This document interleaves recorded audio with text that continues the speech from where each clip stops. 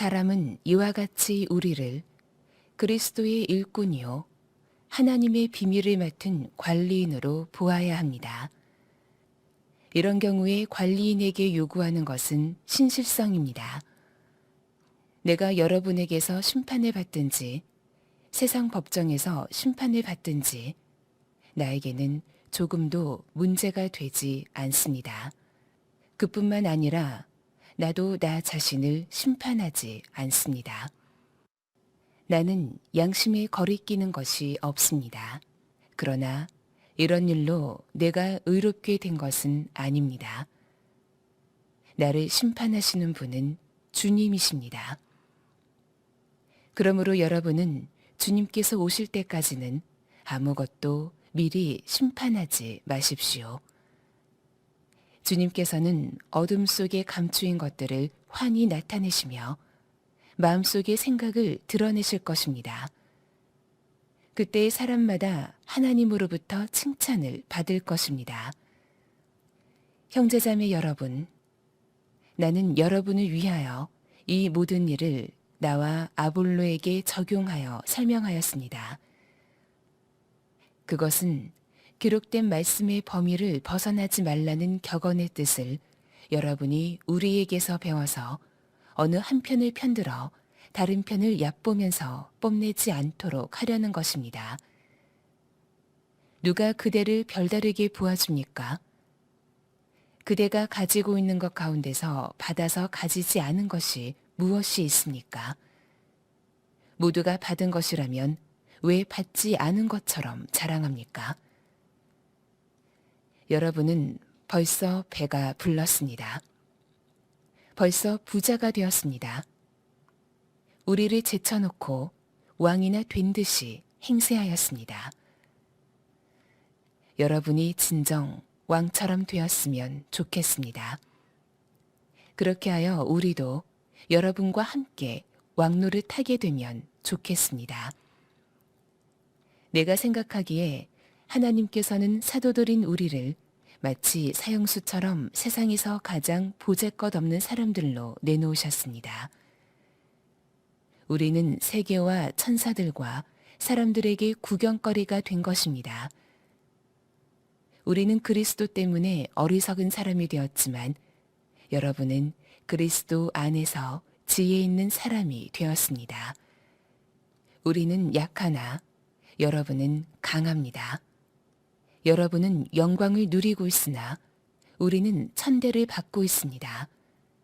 우리는 바로 이 시각까지도 줄이고 목마르고 헐벗고 얻어맞고 정처 없이 떠돌아다닙니다. 우리는 우리 손으로 일을 하면서 고된 노동을 합니다. 우리는 욕을 먹으면 도리어 축복하여 주고 박해를 받으면 참고 비방을 받으면 좋은 말로 응답합니다. 우리는 이 세상의 쓰레기처럼 되고 이제까지 만물의 찌꺼기처럼 되었습니다. 아멘. 하나님의 말씀입니다. 자리에 앉으시겠습니다. 코로나19가 아직 완전히 다 해결이 된 것이 아니라 우리가 여전히 조심해야 하겠습니다. 확진자가 한 사람 나왔다는 뉴스가 있다고 들었습니다. 그러나 코로나19보다 더 두려운 일은 이런 일로 인해서 우리의 기도가 약해지는 것입니다. 모여서 기도하는 일에 신경이 쓰일 수밖에 없지만 기도의 불이 꺼지는 것은 참 더 위험한 일입니다. 여러분 개인적으로 꼭 1시간 기도하시기 바랍니다. 그리고 오히려 하나님께서 이런 때에 사명감을 주시는 분들, 기도의 특공대로 헌신할 분들이라고 이름을 붙였는데 새벽 기도에 기도의 불이 붙도록 함께 헌신해 주시기를 바랍니다. 또 무엇보다도 여러분 잊지 말아야 할 것은 여러분이 하나님의 성전이라는 사실입니다. 성령 하나님께서 여러분 안에 계십니다. 성부 하나님과 성자 하나님 동일하신 분입니다. 그 하나님께서 지금 여러분 안에 여러분을 성전 삼아 여러분 안에 계십니다. 이 사실을 정확하게 믿고 살면 세상 사람과 완전히 구별된 삶을 살 수밖에 없습니다.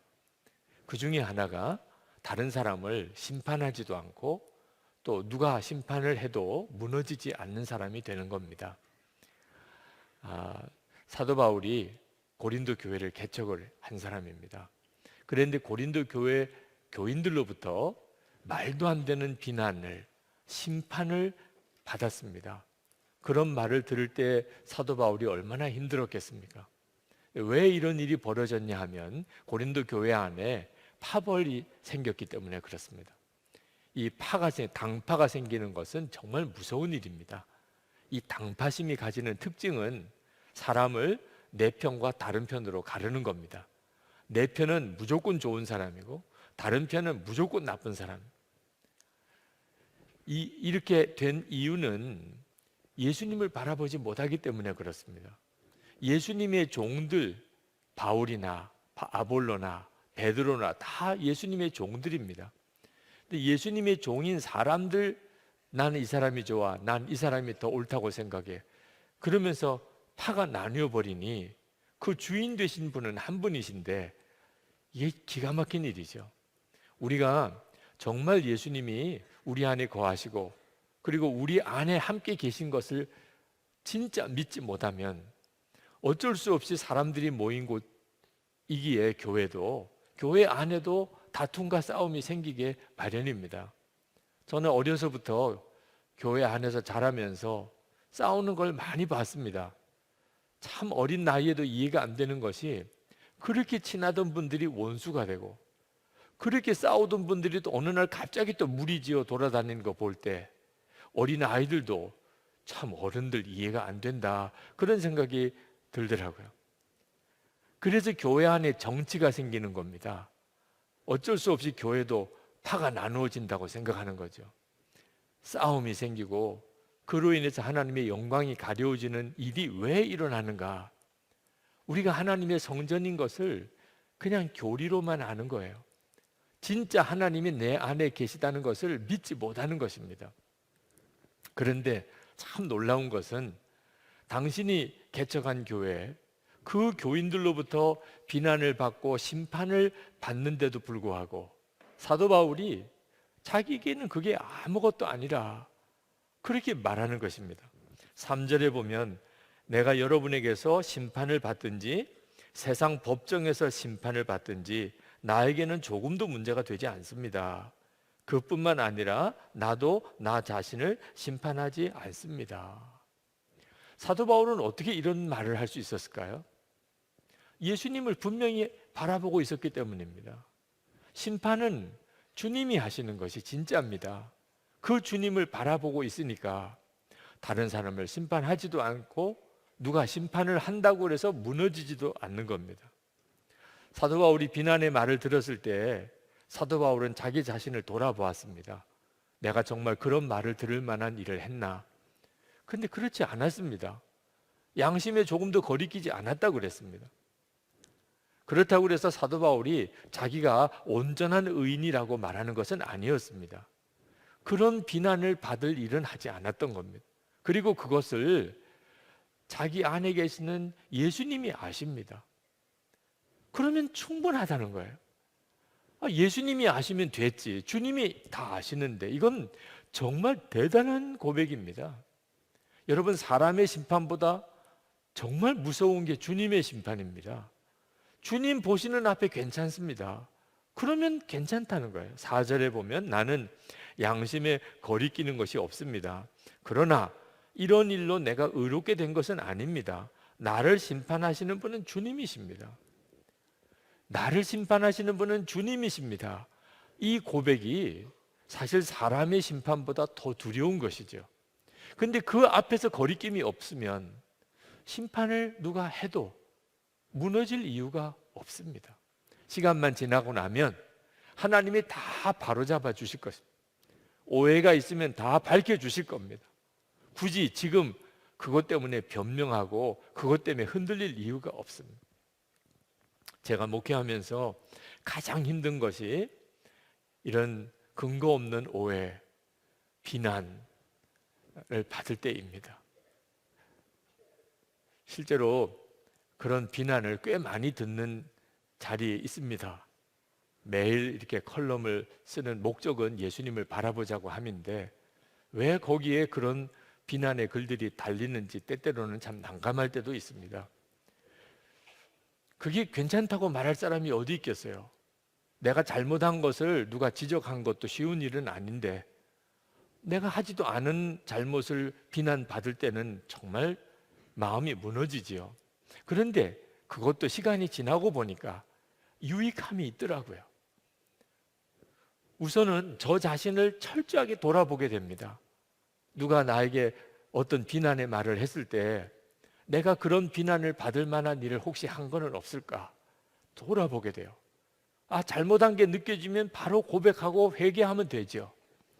그런 잘못이 없으면 그러면 주님이 아시면 끝인 거죠.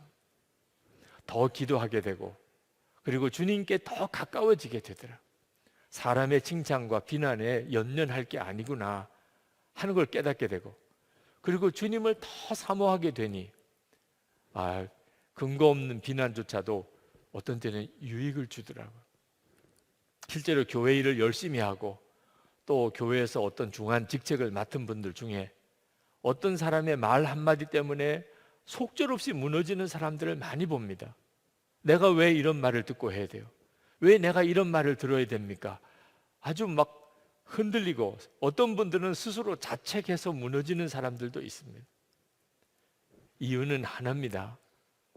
모든 것을 정확하게 판단하시는 주님을 바라보지 못하기 때문에 그렇습니다. 사람의 칭찬, 사람의 비난에 연연하고 사는 겁니다. 어떤 사람은 다른 사람에 대해서는 이빠른 말을 많이 하는 사람이 있습니다. 근데 자기가 비난을 받을 때는 못 견뎌 하는 사람이 있습니다. 그 사람들도 영적으로 어린아이인 거죠. 똑똑한 게 아니고 어린아이인 겁니다. 우리가 하나님의 성전인 것을 정확하게 아는 것은 대단히 중요합니다. 심판하지도 않고 심판을 받는다고 무너지지도 않습니다. 어느 목사님이 사람의 말에 굉장히 예민한 분이 계셨는데 어느 날 목회 그만두시겠다고 그랬습니다. 어느 교인의 말 한마디 때문에 나 더 이상 목회 못하겠다고. 그걸 지켜보던 사모님이 참 안타까워서 그 목사님에게 그런 말씀을 드렸습니다. 당신이 사람의 말에 대해서는 그렇게 중하게 생각하면서 하나님이 주시는 말씀에 대해서는 왜 그렇게 관심이 없습니까? 목사님이 충격을 받았어요. 내가 그런가? 생각해 보니까 하나님이 나에게 뭐라고 하시는가에 대해서는 신경을 안 쓰고 살았어요. 그래서 하나님께 나아갑니다. 하나님, 주님이 보시기에는 어떻습니까? 그러면서 이분이 그 위기를 넘어갔어요. 사도 바울은 자기 자신이 그리스도의 일꾼, 종이라는 뜻이죠. 그리고 하나님의 비밀을 맡은 관리인이라고 그렇게 고백했습니다. 1절에 보면 사람은 이와 같이 우리를 그리스도의 일꾼이요 하나님의 비밀을 맡은 관리인으로 봐야 합니다. 이런 경우에 관리인에게 요구하는 것은 신실성입니다. 이 고백이 사도 바울이 정말 예수님과 동행하는 사람이었구나 하는 증거예요. 자기를 예수님의 종이라 하나님의 비밀을 맡은 관리인이라고 한 거예요. 그러니까 사실 고린도전서 3장에서 고백한 것처럼 아무것도 아닌 거야. 아무것도. 심은 자도 물 주는 자도 아무것도 아니로되 오직 자라게 하시는 분은 하나님이시오. 나는 예수 그리스도의 종일 뿐이에요. 하나님의 복음의 비밀의 관리인입니다. 바울도 아볼로도 베드로도 다 똑같아요. 그러니까 오직 예수님만 바라보는 겁니다. 당신은 주님의 종이니까 주님이 하라는 대로 해야 하니까. 그래서 실족하지 않게 되고 이것이 바로 하나님의 종된 자의 신실성입니다. 주님을 항상 주목하고 주님이 하라는 대로 하는 사람. 그리고 고린도 교회 교인들에게 여러분들도 그렇게 해야 합니다. 사람 바라보지 마세요. 나는 아볼로파다, 나는 바울파다, 나는 베드로파다. 제발 그렇게 하지 말고 그 주인 되시는 예수님을 바라보세요. 우리가 정말 예수님을 바라본다면 섣불리 어떤 사람을 심판하게 되지 않습니다. 5절 말씀에 그러므로 여러분은 주님께서 오실 때까지는 아무것도 미리 심판하지 마십시오. 모든 것을 아시는 분은 예수님밖에 없기 때문입니다. 5절 하반절에 주님께서는 어둠 속에 감추인 것을 환히 나타내시며 마음속에 생각을 드러내실 것입니다. 솔직히 말해봅시다. 우리가 사실을 다 알 수 있어요? 어떤 사람의 마음 속까지 우리가 다 알 수 있습니까? 어떤 사실 형편에 대해서 우리가 정확하게 볼 수 있습니까? 우리 안에 누구나 다 편견이 있습니다. 어떤 사람은 그냥 괜히 좋아 보이고 어떤 사람은 괜히 싫습니다. 우리는 정확한 사람이 아니에요. 그런데 어떻게 어떤 사람을 심판할 수 있겠습니까? 심판은 전적으로 주님이 하시는 거죠. 우리가 하나님 앞에 가 섰을 때 가장 두려울 일이 무엇일까? 이사야가 하나님을 뵙고 입술을 부여잡고 떼굴떼굴 구르면서 두렵다고 그랬습니다. 말 함부로 했던, 하나님 앞에 섰을 때 우리가 말 함부로 했던 것, 어떤 사람에 대해서 내가 함부로 말했던 것이 얼마나 두려운지. 여러분, 사도 바울을 욕하고 판단하고 심판했던 사람들, 지금 하나님 앞에서 어떤 심정이겠습니까? 이것이 오늘 우리가 명심해야 될 일입니다. 우리는 비난받을 때가 있습니다. 그러면 정직하게 자기를 돌아봐야 됩니다. 사람의 심판보다 더 두려운 게 주님의 심판입니다. 뭔가 잘못됐다고 깨달아지면 절대로 숨기지 말고 정직하게 고백하고 회개해야 돼요. 그게 살 길입니다. 만약에 그때도 회개하지 않으면 그는 화인 맞은 사람이에요. 성령을 속이는 사람이에요. 아나니아와 삽비라 같이 되는 사람입니다. 그건 진짜 무서운 것입니다. 그러나 주님 앞에서 부끄러움이 없다면 그러면 담대해야 됩니다. 절대로 무너지면 안 됩니다. 사람은 심판하고 말은 이런저런 말이 있겠지만 결국 지나고 나면 하나님이 다 판정 내려주십니다. 오직 중요한 것은 예수님의 판단입니다. 근데 예수님이 어떻게 판단하시는지 그걸 어떻게 알 수 있습니까? 여러분, 어렵지 않습니다. 우리 주님은 도대체 뜻이 무엇이며 주님의 판단은 도대체 무엇일지 너무 분명합니다. 성경책이 있습니다. 이 성경책 속에 주님의 뜻, 말씀이 다 들어 있습니다. 기준이 분명해야 합니다. 성경입니다. 그래서 사도 바울이 아볼로와 자기를 예를 들어가면서 고린도 교회 교인들에게 권면한 것이 기록된 말씀의 범위를 벗어나지 말라는 것입니다. 항상 모든 것에 대한 판단은 하나님의 말씀인 성경을 가지고 하라는 겁니다. 지금 정치 문제로 교인들까지도 요동하고 있는 지금 때에 있습니다. 아마 선거가 앞두고 있으니까 이 문제는 점점 더 심해질 가능성이 있습니다. 여러분, 우리 기독교인들도 정치적인 견해를 가질 수 있습니다. 그것은 절대로 잘못된 건 아닙니다. 어떤 사람은 보수 쪽이고 어떤 사람은 진보 쪽일 수 있습니다. 문제 아닙니다. 예수님께서는 보수와 진보를 다 아우르는 분입니다. 나중에 아주 흥분하지 않고 이야기를 나누다 보면 보수나 진보나 다 주님 안에서 하나가 됩니다. 서로 균형을 맞추는 것입니다. 근데 문제는 극우나 극좌로 가는 것입니다. 이건 정말 안 됩니다. 극우나 극좌는 정말 무서운 것입니다. 근데 극우나 극좌가 뭡니까? 자기와 다른 의견을 누가 말하면 화부터 내는 겁니다. 흥분하고 소리부터 지르는 겁니다. 이건 벌써 조짐이 안 좋은 겁니다.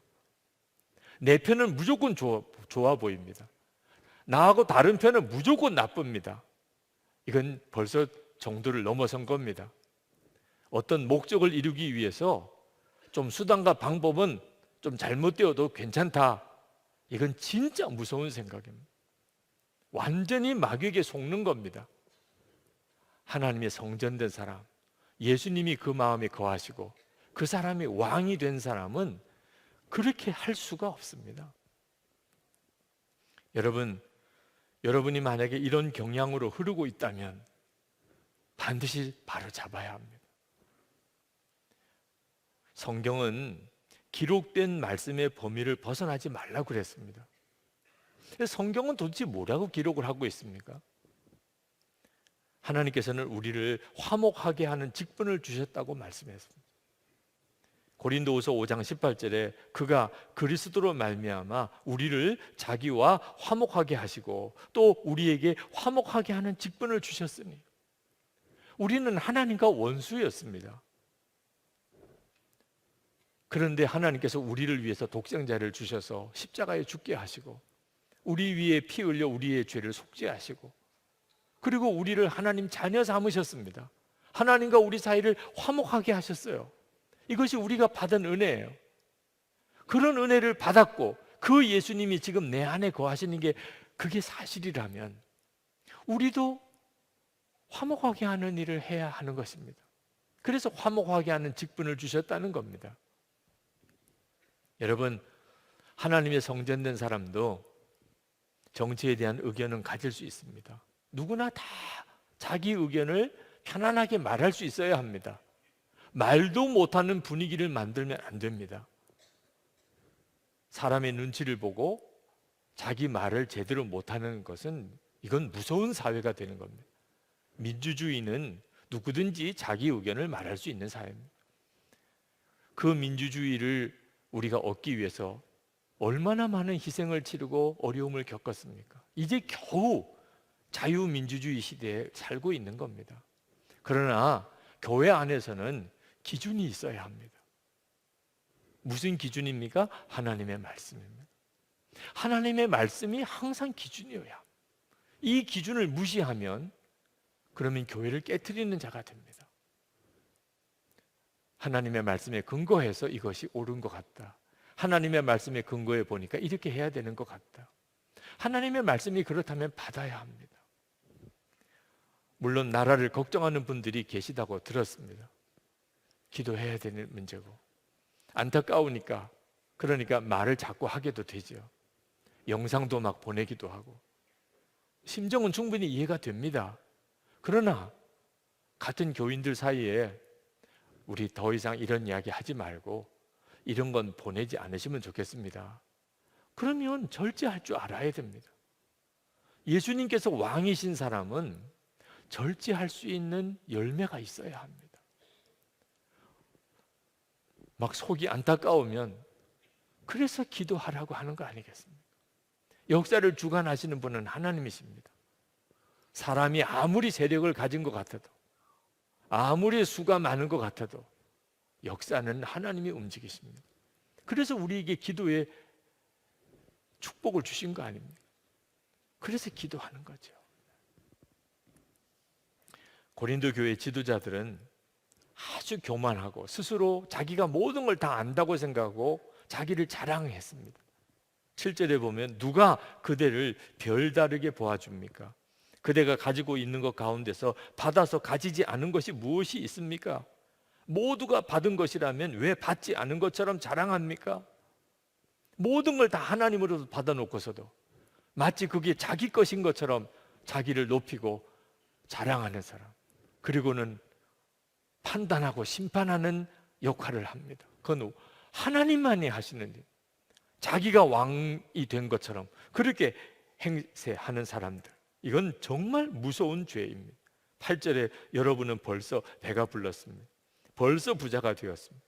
우리를 제쳐놓고 왕이나 된 듯이 행세하였습니다. 예수님을 바라보지 못하니까 이렇게 교만하게 되는 겁니다. 주님을 바라보는 사람은 절대로 이런 행동을 할 수가 없습니다. 사도 바울은 그들에게 이렇게 말합니다. 여러분이 아주 왕이 된 것 같군요. 아니, 이 세상에서 왕 노릇 할 수 있으면 좋은 거지요. 그러나 지금 시대가 그런 시대가 아니라, 사도 바울은 당신들은 왕처럼 행세하지만 지금 사도들인 우리는 어떻게 사는 줄 아십니까? 고린도 교회에서 편안하게 목회할 수 있는데 그걸 다 내려놓고, 그리고는 복음을 전하려고 말할 수 없는 지금 핍박과 어려움 가운데 마치 사형수가 된 것처럼 비참한 처지에 그들이 있다고 고백을 했습니다. 10절 말씀에 우리는 그리스도 때문에 어리석은 사람이 되었지만 여러분은 그리스도 안에서 지혜 있는 사람이 되었습니다. 우리는 약하나 여러분은 강합니다. 여러분은 영광을 누리고 있으나 우리는 천대를 받고 있습니다. 고린도 교회 교인들, 그들은 영광을 누리고 모든 걸 다 아는 것 같고 하나님처럼 되어서 심판하고 있습니다. 그런데 사도들은 고난을 당하고 사형수처럼 지금 어려움을 당하고 복음을 전하고 있습니다. 11절 12절에 우리는 바로 이 시각까지도 줄이고 목마르고 헐벗고 얻어맞고 정처 없이 떠돌아다닙니다. 우리는 우리 손으로 일을 하면서 고된 노동을 합니다. 우리는 이 세상의 쓰레기처럼 되고 이제까지 만물의 찌꺼기처럼 되었습니다. 여러분, 사도들이 고린도 교회를 개척하고 그리고 복음을 전하러 나가서 이런 어려움을 겪는다면 고린도 교회는 뭐 해야지요? 기도로 뒷받침해야 되잖아요. 그런데 고린도 교인들은 그 사도들을 심판하고 정죄하고 그리고 비난하고 그리고 자기들끼리 서로 4분 5일 찢어져서 싸우고 하나님이 보실 때 어떠시겠냐 말이에요. 여러분, 지금도 우리 주변에는 우리의 기도가 필요한 이들이 많습니다. 조금만 위에 올라가면 북한에 있는 지하교회 성도들, 그들의 처지는 기가 막힙니다. 아마 우리가 문이 열려서 그들을 알고 나면 그들 앞에서 우리는 정말 울 수밖에 없을 것입니다. 그 북한에 있는 지하교회 성도들이 남한에 있는 우리 한국 교회 교인들에게 원하는 게 무엇이겠습니까? 기도해 주는 거 아니겠습니까? 그들은 남한에 있는 교회 성도들이 자기들을 위해서 기도해 주고 있다고 믿고 있어요. 중국에 있는 교회, 중국에 있는 성도들이 지금 말할 수 없이 어려움을 겪고 있습니다. 그런데 중국 교회와 성도들이 우리 한국에 있는 교회와 성도들이 자기들을 위해서 기도해 주고 있는 줄 알고 있어요. 정말 기도가 필요하니까요. 여러분, 주님의 재림을 준비하기 위해서 편안한 삶 다 포기하고 지금 해외로 나가 선교사님들이 얼마나 많이 나가 있습니까? 그 선교사님들은 고국에 있는 파송교회가 자기들을 위해서 기도해 주고 있을 줄로 알아요. 기도를 해야 되고, 여러분 중에도 지금 예수 잘 믿어보려고 온갖 고난을 겪고 있는 분들이 있으실 거예요. 그런 분들이 오늘 이렇게 예배에 오셔서 뭘 기대하실까요? 교회가 은혜롭고 은혜로 뜨겁고 교회가 기도가 불이 있고 그래서 교회 와서 예배드리고 기도하고 돌아갈 때는 세상을 이길 것 같은 힘을 얻고 돌아가고 싶지 않겠어요? 그런데 싸우면 되겠습니까? 싸우면 무슨 힘이 있어요? 여러분, 부부 싸움하면 새벽기도 나올 힘도 다 잃어버리잖아요. 우리에게는 싸울 일이 계속 많이 일어납니다. 사람들끼리 모였기 때문에 미성숙한 사람도 많습니다. 그러니 어쩔 수 없이 싸울 일들, 다툴 일들이 일어나요. 여러분, 그때 우리가 싸우면 기도 힘 다 잃어버려요. 북한 교회는 어떻게 해요? 중국 교회는 어떻게 하냐고요? 선교사님들은 어떻게 하고? 지금 우리 중에 죽을 것 같은 어려움 속에 있는 성도들은 어떻게 하라고? 교회가 싸우면 안 된다. 기도의 불이 꺼지면 안 된다. 그래서 좀 바보 취급 받으면 어때요? 바보 취급 받으면 무시당하면 어떠냐고. 좀 억울하면 어떠냐고요. 교회가 하나 될 수 있다면 진짜 기도해야 될 때인데 지금 12절 13절에 우리는 욕을 먹으면서 도리어 축복하여 주고 박해를 받으면 참고 비방을 받으면 좋은 말로 응답합니다. 사도들이 복음 전하는 거 하나 때문에, 교회를 세워야 하기 때문에 그들은 그렇게 했다는 거예요. 우리도 그렇게 하면 어떤 속회나 어떤 공동체나 어떤 교회나 다 일어납니다. 그리고 지나고 나면 하나님이 다 밝혀주세요. 누가 정말 잘한 건지, 누가 진짜 주의 종인지. 저는 이 설교를 준비하다가 사도 바울의 믿음이 부럽더라고요. 고난 당하는 줄 알아요. 고린도 교회에 있으면 편안해요. 나가면 고난 당해요. 그런 줄 뻔히 알면서도 사도 바울은 나갔어요. 하나님의 뜻이라고 확신했기 때문에. 그 사도 바울의 확신이 너무 부럽더라고요. 자기가 개척한 교회 교인들이 비난을 하고 심판을 하고 욕을 하고 그런 소리를 들어요. 그런데도 사도 바울은 괜찮다고 그랬어요. 예수님께서 다 아시니까. 그게 너무 부럽더라고요. 그 정도로 주님과 친밀히 동행할 수 있다는 게 너무 부럽더라고요. 고난이 두려운 거 아닙니다. 주님의 뜻을 잘 알지 못하는 게 두려운 거죠. 주님의 뜻대로 가지 못하는 게 두려운 거지 고난이 두려운 게 아니에요. 진짜 하나님의 뜻이라면 차라리 고난 받는 게 기뻐요. 예수님께서 말씀하셨잖아요. 마태복음 5장 10절에서 의를 위하여 박해를 받은 자는 복이 있나니 천국이 그들의 것입니다. 나로 말미암아 너희를 욕하고 박해하고 거짓으로 너희를 거슬러 모든 악한 말을 할 때에는 너희에게 복이 있나니 기뻐하고 즐거워하라. 하늘에서 너희의 상이 큼이라.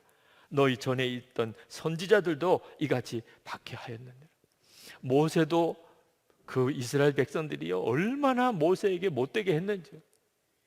다윗이 그렇게 충성을 바쳤던 사울 왕에게 질투심 때문에 죽이고자 하는 작정을 하고 쫓아다니는 어려움을 겪었어요. 예수님과 동행하는 삶을 살 때도 어려움이 와요. 그러나 주님을 바라보면 진짜 하나님의 성전으로 살면 누가 나를 심판해도 무너지지 않습니다. 예수님 한 분이면 충분하니까.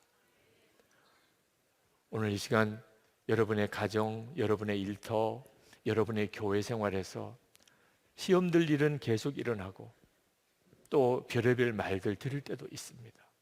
그때 주님을 진짜 믿는 사람 아니면 다 무너집니다. 누군가는 흔들리지 않는 사람이 있어줘야 돼요. 심판하지도 않고 심판받아도 무너지지도 않는 정말 예수님을 진짜 믿고 주님을 바라보는 이가 가정에 한 사람만 있어도 가정은 무너지지 않아요. 우리 교회가 무너지지 않으려면 우리가 다 그런 믿음을 가져야 돼요. 우리 사회를 붙들어 줄 수 있는 사람이 누굽니까? 교회가 어디에 있습니까? 좌냐 우냐 극단적으로 치달아가는 서로 말할 수 없이 욕을 해대는 지금 이 사회를 누가 중심을 붙들어 줄 겁니까?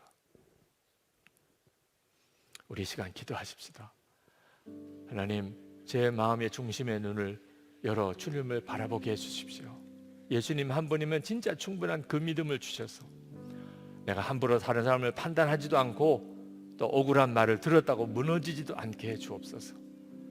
하나 되는 역사를 감당하게 하소서. 불과 같은 기도의 능력을 우리 가운데 부어주소서. 통성으로 기도하겠습니다. 은혜와 사랑이 충만하신 아버지, 놀라우신 하나님,